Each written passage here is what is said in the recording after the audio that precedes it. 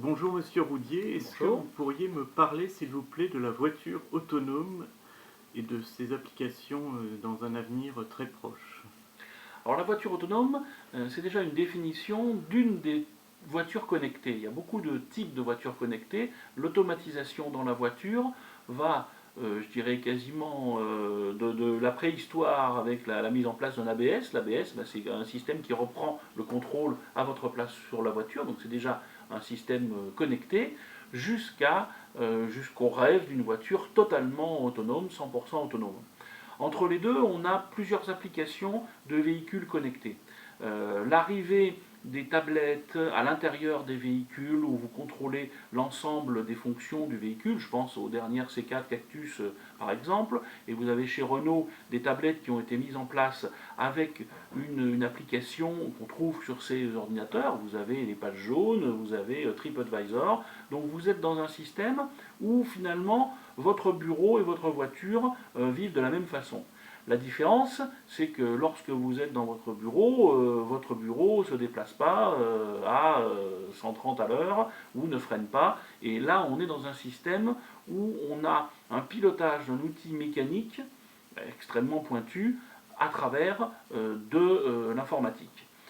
Toute cette informatique reçoit des données, en récupère, et tout l'enjeu de la voiture autonome et connectée va être l'utilisation de ces données. Alors c'est très intéressant parce qu'effectivement on peut avoir des voitures qui vont vous dire attention, votre conduite est mauvaise, votre conduite est trop erratique, ou alors visiblement vous avez un problème de vision ou vous arrêtez trop tard et finalement ça va être une aide au conducteur.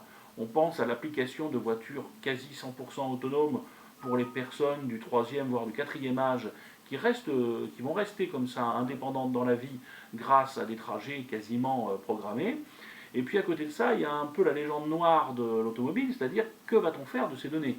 On a toujours été extrêmement craintif dans l'utilisation des données personnelles liées à l'automobile. Ça ne date pas d'hier, c'est même d'avant-hier, lorsqu'on avait des cartes grises. Est-ce qu'on ne vendait pas les données des cartes grises à quelques margoulins qui veulent vous vendre des chaussettes ou autres? Donc on retombe dans ce problème-là, mais à puissance 10, avec l'utilisation de données qui vont concerner votre vie privée. On va tout savoir lorsque vous êtes en voiture, qu'est-ce que vous écoutez comme musique, quel site vous allez chercher, est-ce que vous allez utiliser TripAdvisor, est-ce que vous allez utiliser Via Michelin pour chercher un restaurant. Bref, toutes ces données-là posent de vrais problèmes de réglementation, des problèmes de droit qui vont être totalement inhérents à l'arrivée de ces nouvelles technologies dans la voiture. Hein. On a peut-être sur certains constructeurs et certaines sociétés comme Google beaucoup d'idées extrêmement novatrices. Il va falloir quand même qu'il y ait un certain frein qui va être lié aux applications juridiques et au respect du droit et de la vie privée de chacun. D'accord. Et est-ce que vous savez comment pourront être encadrés justement ce droit? Alors, c'est le législateur qui va définir les règles d'utilisation de tous ces systèmes qui vont permettre de comprendre ce qui se passe dans la voiture. Hein. L'information sur la voiture elle-même peut être autorisée, au contraire facilitée, effectivement, si on détecte que tel organe de la voiture fonctionne moins bien, ça remonte directement chez le constructeur, c'est remarquable. Vous avez des aspects de sécurité, comme l'emergency call qui va être en place en Europe, qui est remarquable. Avec un bouton, on appelle les secours. Donc c'est aussi une application positive de la législation vis-à-vis de l'automobile. Et puis après ça, on va avoir sûrement quelques restrictions qui vont être liées à la vie privée de chacun.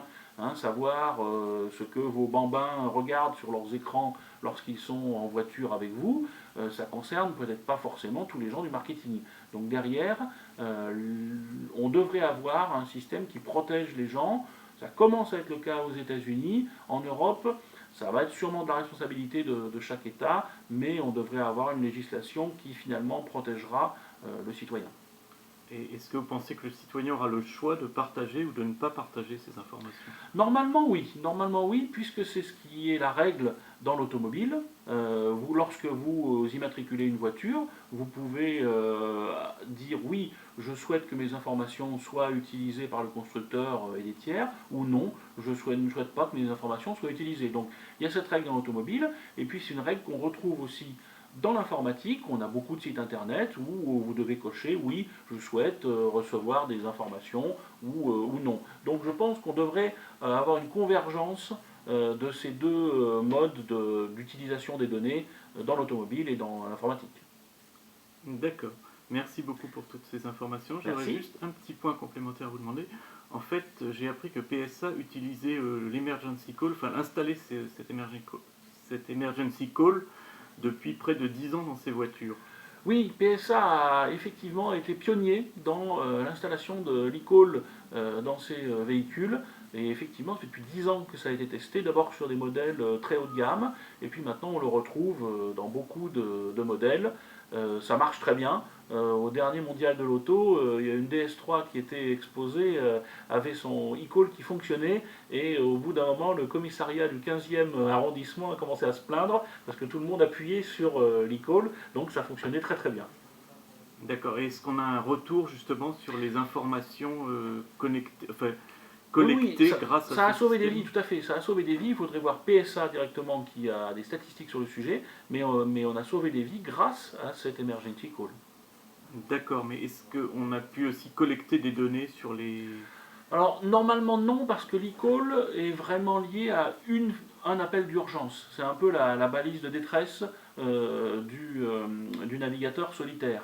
Donc, ça va vous dire attention, je suis en problème à tel endroit. J'ai un accident à tel endroit. Il n'y a pas un échange de données en dehors de cet appel. D'accord. Voilà. Eh bien, merci beaucoup, Monsieur Merci. Roudier, pour toutes ces informations. À bientôt. Merci.